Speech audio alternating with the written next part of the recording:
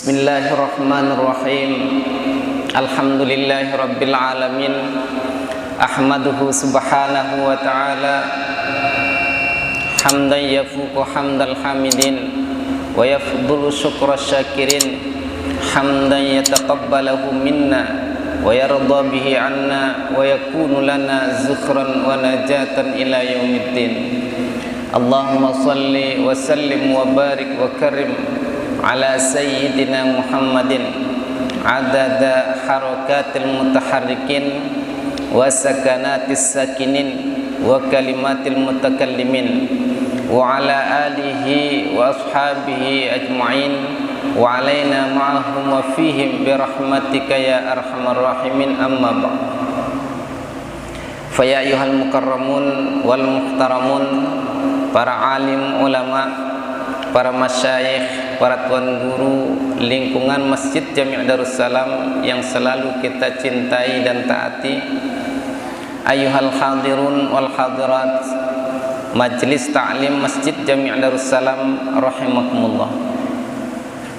Alhamdulillah, segala puji dan syukur kita panjatkan kepada Allah Subhanahu wa ta'ala yang telah berikan kita limpahan rahmatnya, karunia-Nya, sehingga di malam hari yang berbahagia ini kita masih mampu untuk menempatkan diri pada majelis-majelis yang diperintahkan oleh Allah dan Rasul-Nya serta dijanjikan ridha-Nya Allah Subhanahu wa ta'ala. Selawat dan salam tidak lupa kita haturkan kepada junjungan alam Nabi besar Muhammad sallallahu alaihi wasallam yang telah membimbing kita dan mengajarkan kita ajaran Islam, ajaran tauhid, ajaran iman, ajaran tasawuf, yang mana dengan seluruh ajaran itu kita dijanjikan untuk mendapatkan syafaat beliau dan juga mendapatkan ridha-Nya Allah Subhanahu wa ta'ala. Ayyuhal hadirun wal hadirat Majlis Ta'lim Masjid Jami' Darussalam rahimakumullah. Dalam pertemuan kita pada malam hari ini, kita akan sedikit membicarakan tentang iman. Al-iman bil qadar, yaitu dimaksudkan iman bil qadar adalah at-tasdiq bi anna Allah Ta'ala qaddaral khair wasyarr fil azal qabla khalqil khalq. Qadar tersebut adalah meyakini, membenarkan bahwasanya Allah Subhanahu wa ta'ala telah menakdirkan semua yang baik dan semua yang buruk fil azal, di zaman azal, qabla khalqil khalq, sebelum diciptakannya makhluk. Apa makhluk itu selain daripada Allah Subhanahu wa ta'ala? Itu dia menamakan makhluk. Sedangkan zatnya Allah Subhanahu wa ta'ala adalah al-khaliq. Fala yakunu kainun min khairin wa syarrin wa naf'in wa dhurrin illa biqada'ihi wa qadarihi wa iradatihi wa masyiatihi. Jadi tidak ada di dalam kaun tersebut, di dalam al-kainat ini, di dalam maujudat ini, alam semesta tersebut,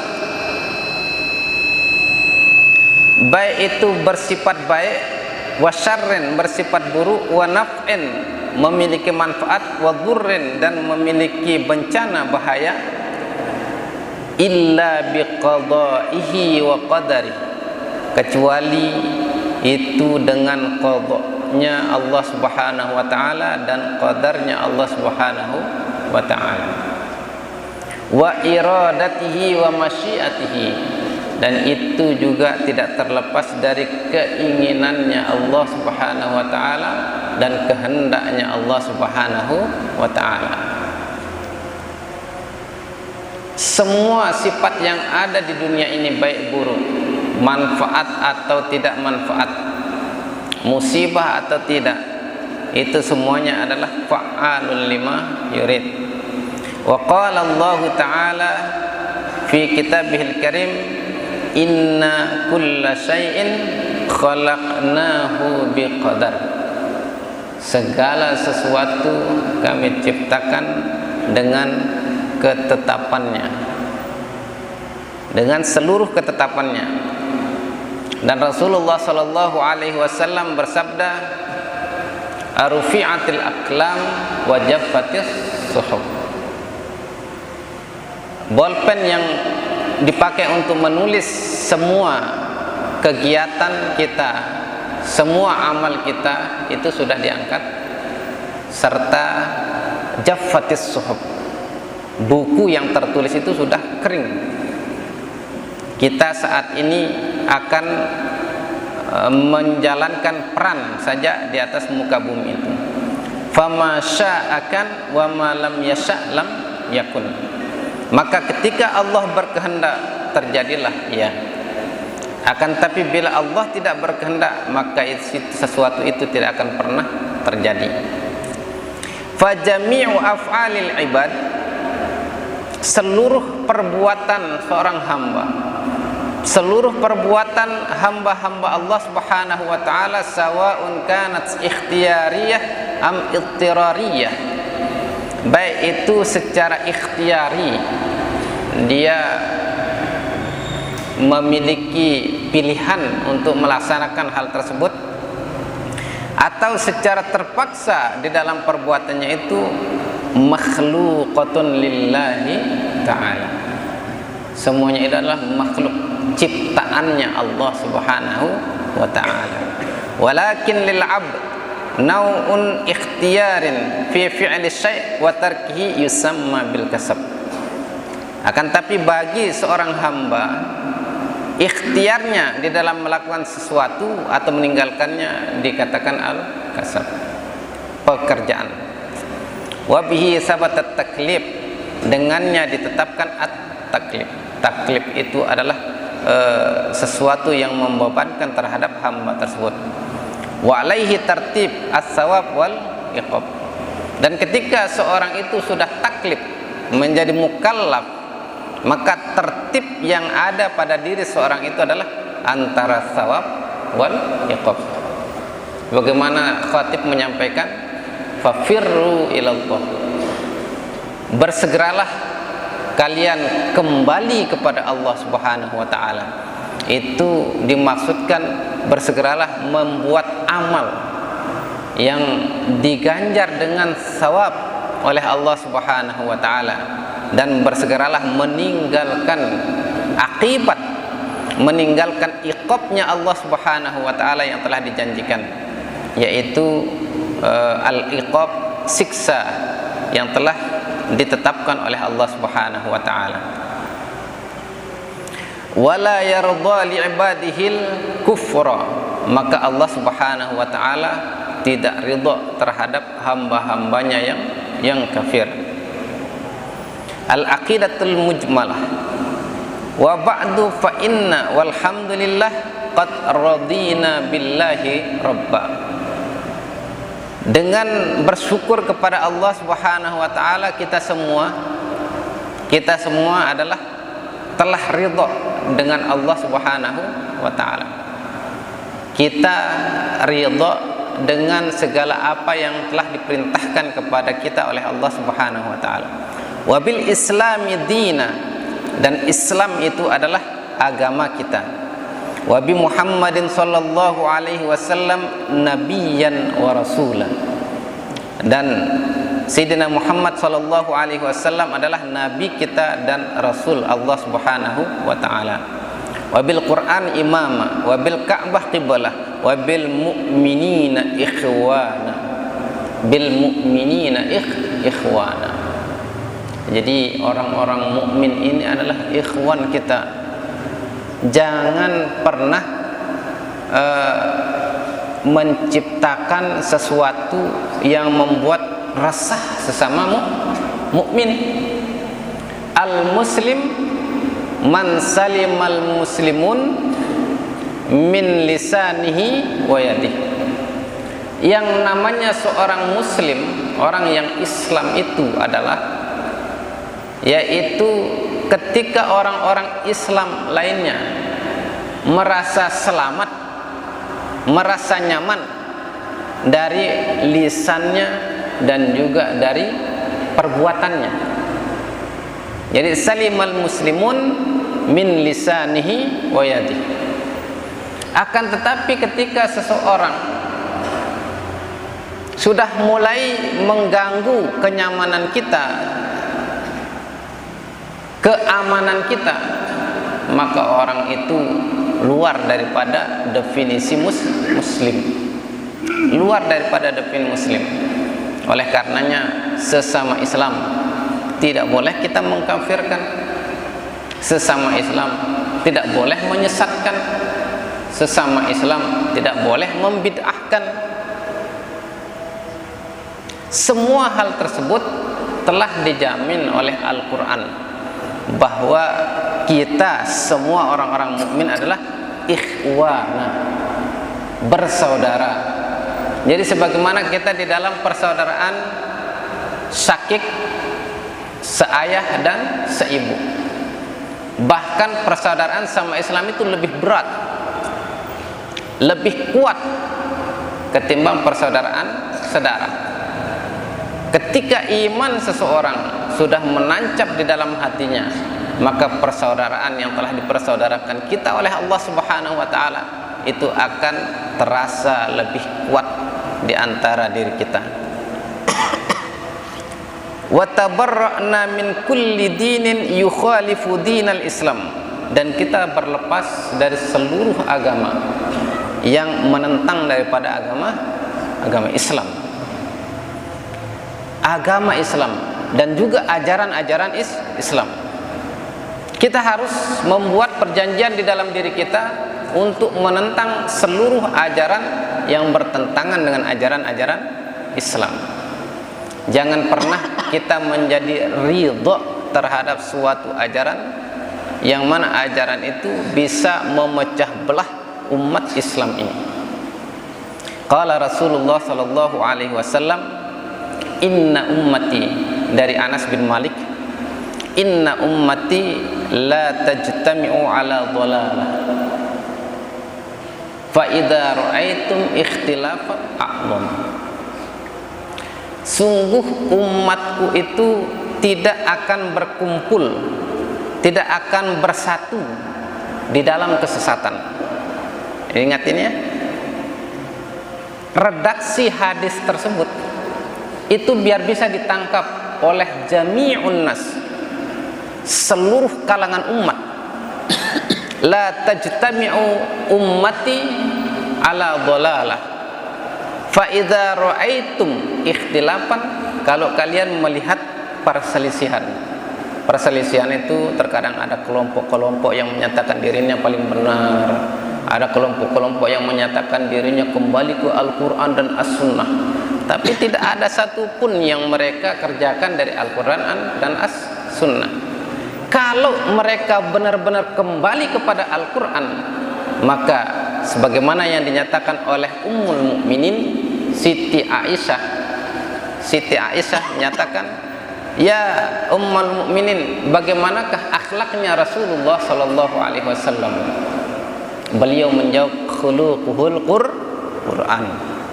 Akhlaknya Rasulullah itu Al-Quran. Jadi kalau orang itu kembali langsung kepada Al-Quran, maka mau tidak mau dia harus menerima konsekuensinya, harus patut sebagaimana Rasulullah SAW ajarkan. Rasulullah tidak pernah menyesatkan, bahkan orang yang sesat pun Rasulullah tidak pernah menyesatkan. Rasulullah tidak pernah mengkafirkan, bahkan orang kafir pun tidak pernah dikafirkan oleh Rasulullah sallallahu alaihi wasallam. Jadi dengan welas asih Rasulullah membimbing mereka semua. Rasulullah tidak hanya membimbing sahabat yang sekelas dengan Abu Bakar, Umar, Utsman, Ali, tapi berbagai macam lapisan masyarakat Arab, sampai orang-orang Badui dilayani oleh Rasulullah sallallahu alaihi wasallam dengan penuh cinta dan welas asih. Ada sahabat Badui yang bertanya sambil berdiri. Ada juga sahabat Badui yang datang ke masjid untuk kencing. Semuanya itu Rasulullah tidak pernah mentahkim orang itu. Ente ini bid'ah, cuma sekedar kencing pipis di dalam masjid. Tidak pernah Rasulullah. Kalau ada yang salah di hadapan Rasulullah, maka Rasulullah akan memperbaikinya dengan penuh cinta dan welas asih. Kalau seorang itu benar kembali kepada Al-Quran, maka sebagaimana yang diriwayatkan oleh Siti Aisyah, khuluquhul Quran, akhlaknya Rasulullah sallallahu alaihi wasallam itu adalah Al-Quran. Fa idza ra'aitum ikhtilafan, kalau kalian melihat perbedaan di antara perselisihan di antara umat itu, fa alaikum bisawadil a'lam. Kalimatnya menggunakan alaik, menggunakan ala, berarti kita wajib berpedoman bisawadil a'zam, golongan mayoritas, golongan mayoritas, golongan yang terbanyak. Jadi redaksi hadis tersebut biar dipaham oleh seluruh kalangan umat ini, biar kita tidak ragu di dalam menentukan pilihan. Ada kelompok-kelompok yang berselisih, mana yang kita pilih? Ikut Rasulullah sallallahu alaihi wasallam. Fa'alaikum, wajib bagi kalian, harus kalian memilih golongan mayoritas. Fa'alaikum bisawadil a'zam. Sawadil a'zam itu juga pernah diriwayatkan dalam sebuah hadis yang ketika Rasulullah bangun dari alam barzahnya nanti di padang mahsyar,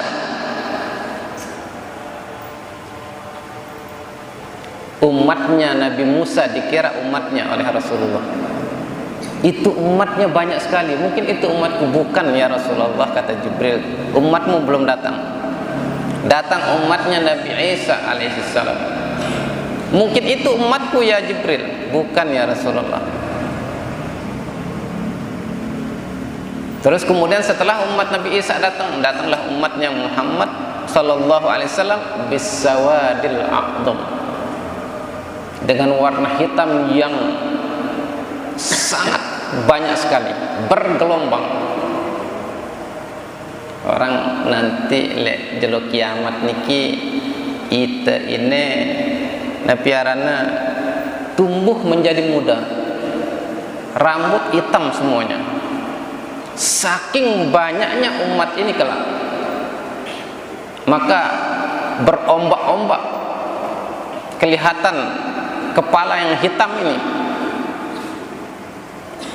kelak di hari kiamat. Oleh karena itu Rasulullah berpesan kepada kita, kalau kita melihat perbedaan di dalam umat ini, perselisihan, fa'alaikum, Rasulullah menyatakan dengan lafaz ta'ala, fa'alaikum bisawadil a'zam. Jadi harus kita ambil yang golongan mayoritas. Karena Rasulullah sudah menjamin sebanyak-banyaknya perbedaan di golongan mayoritas, maka lebih banyak benarnya. Para ulama menafsirkan antara sawadul a'zam dengan ghair, dengan yang lainnya, itu berbanding 90 banding 10. Jadi golongan mayoritas itu ada di dunia ini adalah 90%. Dan golongan selain yang mayoritas, yaitu golongan minoritas, itu hanya 10%. Kalau tidak percaya, dicek dia. Mana golongan-golongan yang menyatakan dirinya paling benar, golongan yang memiliki surga. Dicek dia berapa jumlahnya se-Indonesia atau sedunia. Meskipun satu negara dikuasai oleh golongan ini, masih lebih banyak sawadul a'dham. Dan ulama yang menyatakan lain juga, paling kita yang sawadul a'dham ini 83%, tidak kurang. Akan tetapi lebih banyak ulama menyatakan 90%, dan 10%-nya itu adalah golongan lain yang dinyatakan oleh Rasulullah SAW bahwa umatku itu akan terpecah menjadi 73 golongan, dan satu golongan yaitu yang merupakan pengikut hakiki daripada Rasulullah SAW. Hadis tersebut mudah dipahami oleh seluruh kalangan. Jadi kita tidak akan mendapatkan keraguan kalau kita mengetahui makna hadis yang disampaikan oleh Rasulullah SAW oleh Anas bin Malik. Sebagaimana di dalam Al-Quran, ya ayyuhalladzina amanu kutiba alaikumusiyam. Jadi dia menggunakan ala. Kutiba alaikumusiyam kama kutiba alladzina min qablikum. Maksudnya ala itu adalah telah diwajibkan atas diri kalian untuk berpuasa sebagaimana telah diwajibkan atas umat-umat sebelum kalian.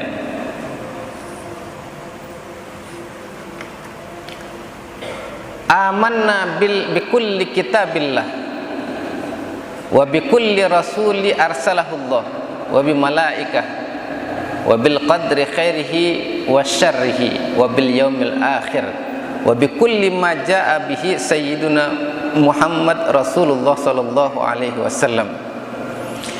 Ala dzalik, atas yang demikian itu, nahya, kita hidup, wa alaihi namut, atas segala kepercayaan ini kita ridha kepada Allah sebagai Tuhan kita.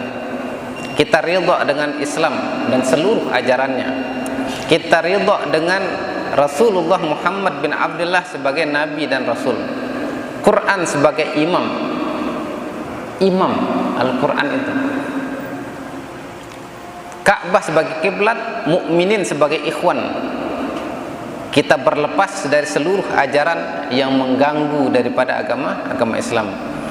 Semua itu nahya wa alaihi namun, kita hidup untuk semua itu, membela agama Islam dengan segala ajaran yang telah diajarkan oleh Rasulullah SAW. Wa alaihi nub'atsu insyaallah minal amin. Dan dengan agama itu pula kita akan dibangkitkan oleh Allah Subhanahu wa taala. Alladzina la khaufun 'alaihim wa lahum yahzanun. Nah, kita digolongkan oleh Allah sebagai orang-orang yang tidak pernah takut terhadap mereka yang menentang, walahum yahzanun, dan tidak akan merasa khawatir. Oleh karena itu, persatuan antar diri kita harus kita perkuat. Keyakinan yang sudah mengakar di dalam diri kita jangan sampai digoyahkan oleh segelintir orang. Sebelum kita lanjut, saya bercerita sedikit tentang dulu Rasulullah SAW sebelum perang Tabuk, ada masyarakat Madinah yang membangun masjid. Ini masyarakat Madinah ini ya, membangun masjid di dekat Masjid Quba.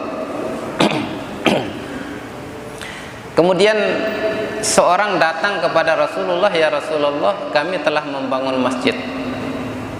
Apa dia katakan? Jadi fungsi masjid itu adalah untuk ibadah, untuk menampung sebagian orang-orang yang sakit. Dulu di masa Rasulullah, masjid itu kalau ada yang sakit biasanya ditampung di masjid. Terus kemudian kalau ada orang-orang yang tidak memiliki rumah, itu dibuatkan oleh Rasulullah di kisaran masjid itu rumah. Nah, orang-orang ini menyatakan bahwa kami telah membangun masjid ini untuk tempat ibadah, menampung orang-orang sakit dan menampung orang-orang yang kedinginan, tidak memiliki rumah. Rasulullah bilang khair.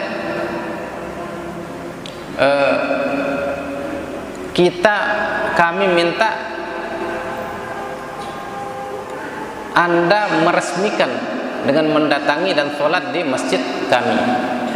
Akan tetapi kebetulan Rasulullah sudah mau berangkat untuk ke medan perang Tabuk. Kalau begitu nanti sepulang saya akan saya datangi. Jadi Rasulullah berjanji nanti pulangnya dari perang Tabuk itu akan meresmikan masjid tersebut. Berangkatlah Rasulullah Shallallahu Alaihi Wasallam untuk perang Tabuk. Nah, sepulangnya Rasulullah, ingatlah janjinya kepada orang tersebut di dekat Masjid Quba. Jadi ingatnya Rasulullah itu masih perjalanan setengah hari sampai di Madinah. Nama desanya itu Du'awan. Nama desanya itu. Disitulah turun malaikat Jibril dan menyatakan, ya Rasulullah, sesungguhnya masjid itu adalah masjid digunakan untuk memecah belah umat mukminin, umat Islam. Dan turun ayat kepada Rasulullah sallallahu alaihi wasallam, walladzina ittakhadhu masjidan diraran wa kufran wa tafriqan bainal mu'minin wa irsadan liman haraballahu wa rasulahu min qabl wa la yahlifunna in aradna illal husna. Ketika orang-orang munafik, orang-orang yang berseberangan dengan ajaran Rasulullah sallallahu alaihi wasallam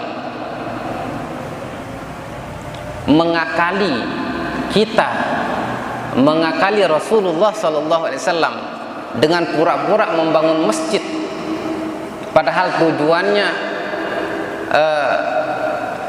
diraran wa kufran wa tafriqan bainal mu'minin. Tujuannya untuk menjadi mercusuar, sebagai ranjau bahan peledak satu saat, mengkafirkan dan memecah belah umat. Wa irsadan liman haraballah, dan menunggu saatnya untuk menyerang hamba-hambanya Allah, menyerang umatnya Rasulullah. Seraya mereka bersumpah, wala yahlifunna, mereka bersumpah, in aradna illal husna, kami tidak menginginkan lain kecuali kebaikan. Tapi dia memecah belah, dia mengkafirkan, menyesatkan sesamanya.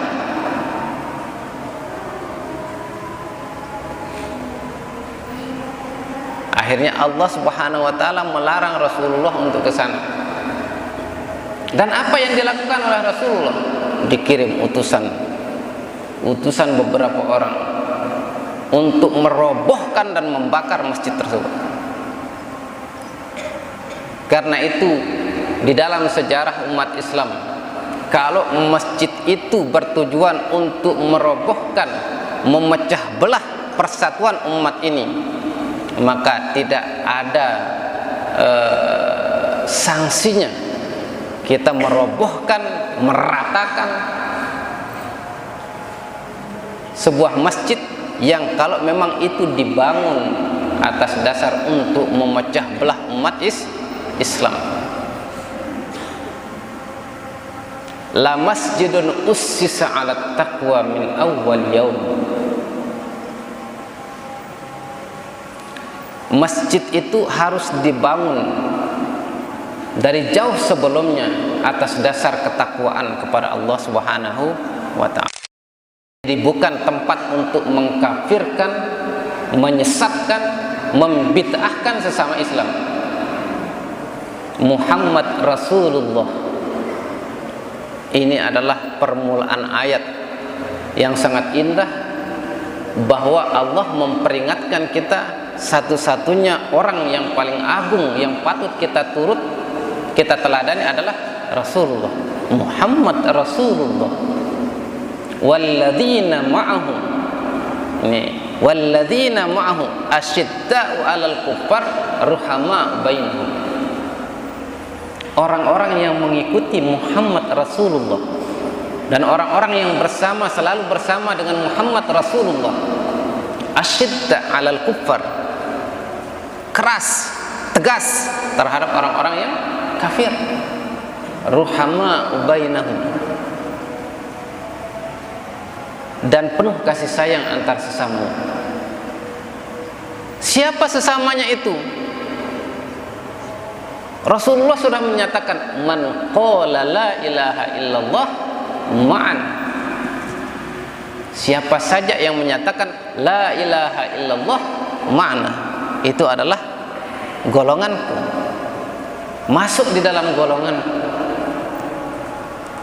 Maka bagaimanapun perbuatannya dan apapun yang dilakukan selama dia menyatakan la ilaha illallah, itu adalah saudara kita, sama-sama mukmin, sama-sama muslim. Pantang untuk kita mencelanya, pantang untuk kita menyesatkannya, apalagi mengkafirkan orang tersebut. Nah, inilah perbedaan kita dari golongan-golongan yang ada di sekitar kita, bahwa kita tidak pernah mengusik orang-orang ini, akan tetapi dia terlalu berani untuk mengusik ketenangan kita. Kita tidak pernah mengganggu mereka, akan tetapi dia terlalu berani untuk mengganggu kenyamanan kita. Oleh karena itu, kita tidak ingin berbuat anarkis, kita tidak ingin berbuat terlalu ekstrim. Kami ingin damai dan hanya tidak ingin mereka menyebarkan di daerah kami ajaran-ajaran yang menyesatkan, ajaran-ajaran yang mampu memecah belah diri kita. Banyak cerita dan sejarah yang menyatakan antara saudara sendiri, ketika satu orang di antara keluarga itu masuk golongan ini, wah, kemudian dia saling sapa, wah, kemudian saling benci. Ajaran apa itu? Antar sesama saudaranya saudara saling benci,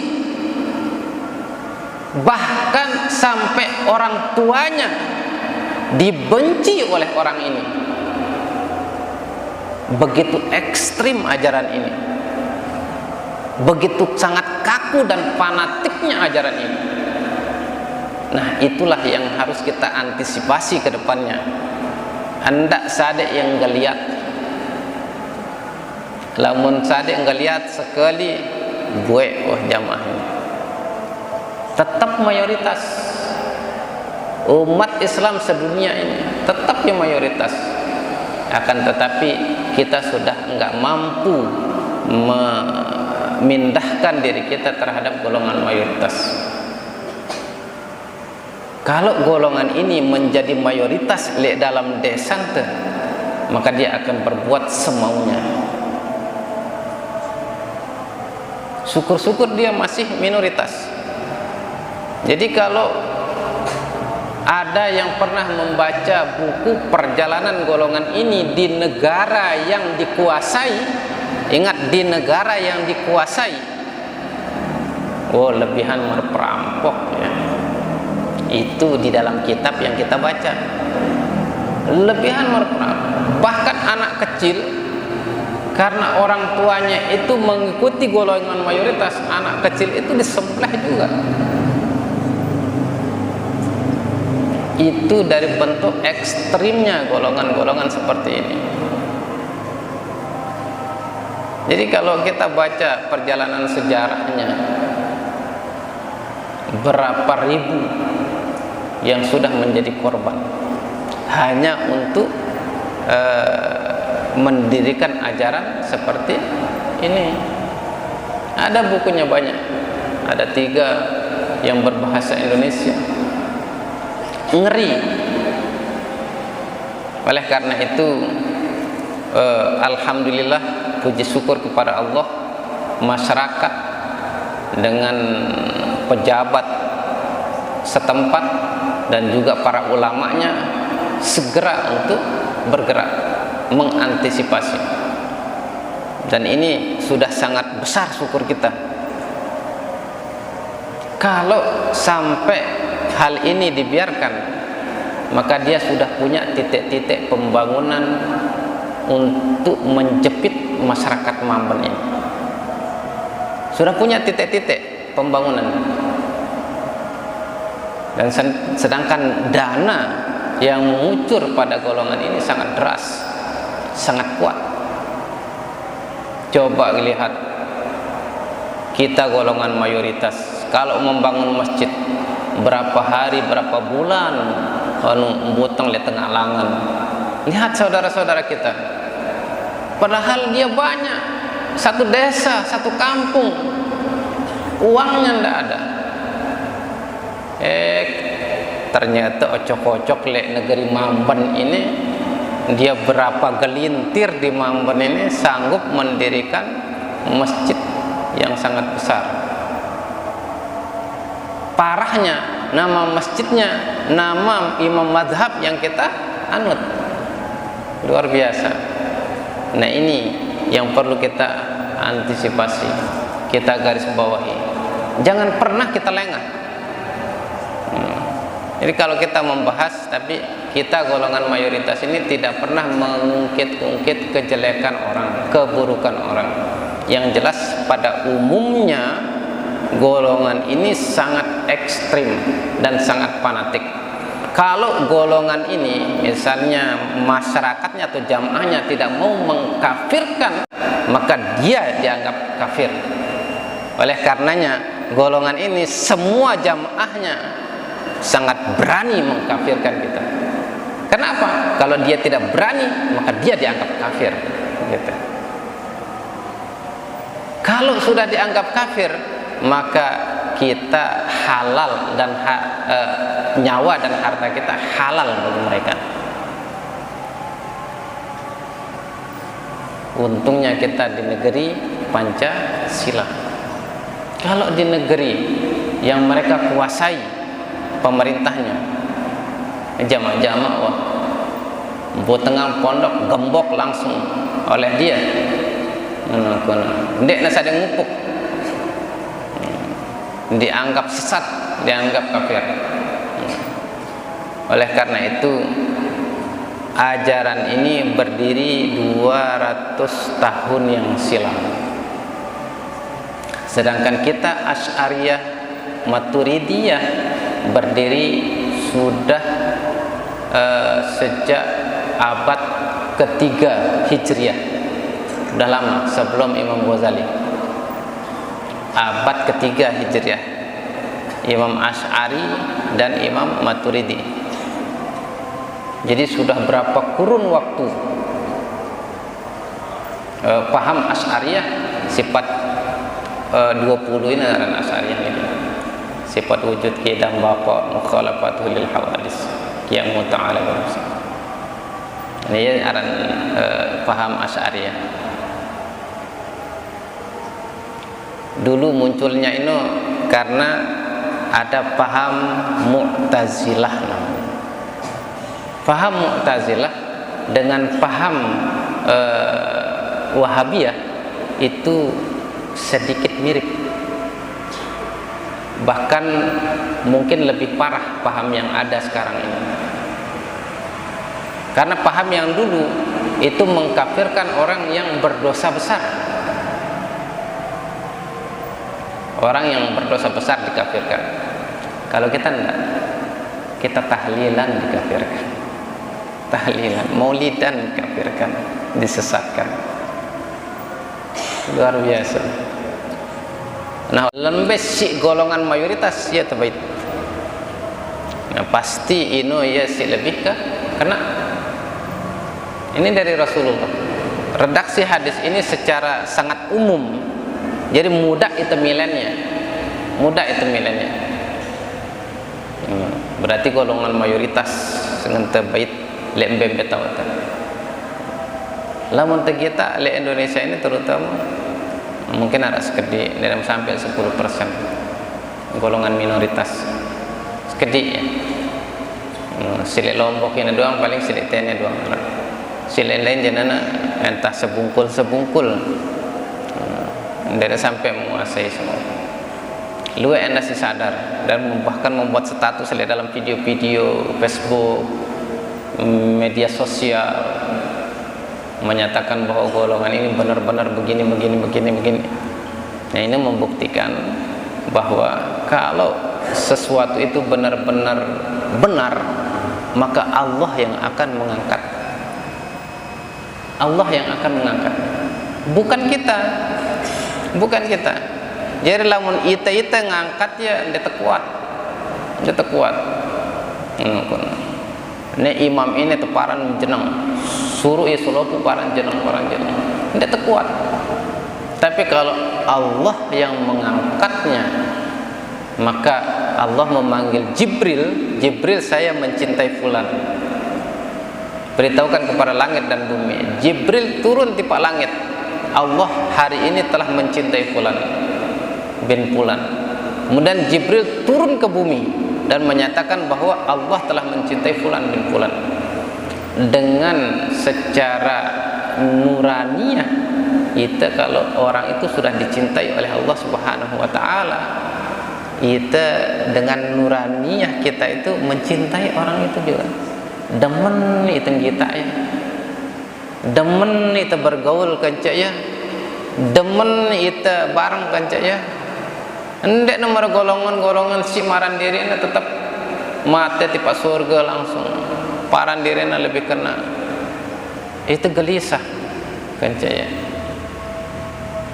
Terus pernyataan-pernyataannya yang membuat itu keliru, menyatakan bahwa Rasulullah dulu juga awal-awal dakwahnya sering dikucilkan, bahkan dilempari, sering dimarginalkan, disisihkan. Golongan ini juga seperti itu, dikucilkan, disisihkan, dimusuhi oleh orang-orang mayoritas.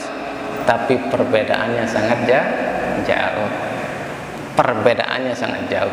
Rasulullah dikucilkan, disisihkan, dijauhi oleh masyarakat itu karena beliau membawa kebenaran dan beliau bertahan di dalam kebenaran tersebut. Tapi kalau golongan ini dia membawa kekacauan, maka dikucilkan. Seinte setianya jangankan sebuah golongan, kanak litanya kanak bajang lamun sering ngorayang, sering trek-trekan le langan, pasti akan dikucilkan, dimusuhi, dimarahi oleh masyarakat karena dia membuat kekacauan, dia membuat ketidaknyamanan. Itu perbedaannya mereka dengan Rasulullah. Jadi tidak pada yang berbeda mereka itu dengan Rasulullah. Kalau Rasulullah mempertahankan kebenaran dari Allah Subhanahu wa taala, rela Rasulullah itu diapa-apakan oleh umat itu sampai Allah mengangkat kebenaran itu dari umat jahiliyah tersebut. Kalau mereka, apa yang mau kita benarkan? Apa yang kita benarkan? Demen idan aparan bid'ah dhalalah wa kullu dhalalatin finnar. Demen idan neraka kan itu demen boka dan telauna. Jadi mereka kalau mau ya sebatas ajaran mereka, ajarkan kepada diri mereka, jangan memponis golongan yang lain gitu. Akan tapi mudah-mudahan semuanya itu Allah berikan kita kedamaian, ketulusan, keikhlasan di dalam hidup ini. Anda sampai merasa dendam terhadap siapapun, terhadap golongan manapun. Namun yang perlu kita waspadai, hendak sampai arak malah kenu si golongan ini. Kasihan dia, karena golongan ini sudah terlalu jauh melenceng dari apa yang telah disampaikan oleh Rasulullah SAW, dari apa yang telah dimaksudkan oleh Al-Quran Karim. Nah, mudah-mudahan itu dilindungi oleh Allah Subhanahu wa taala, dijaga oleh Allah Subhanahu wa taala. Endek nah hanya generasi ini, sampai generasi berikutnya mudah-mudahan itu tetap aman, nyaman, tetap dalam akidah yang sebenarnya. Amin ya rabbal alamin. Kurang lebihnya yang tunas maaf. Usikum wa nafsi bittaqwallah. Wassalamualaikum warahmatullahi wabarakatuh.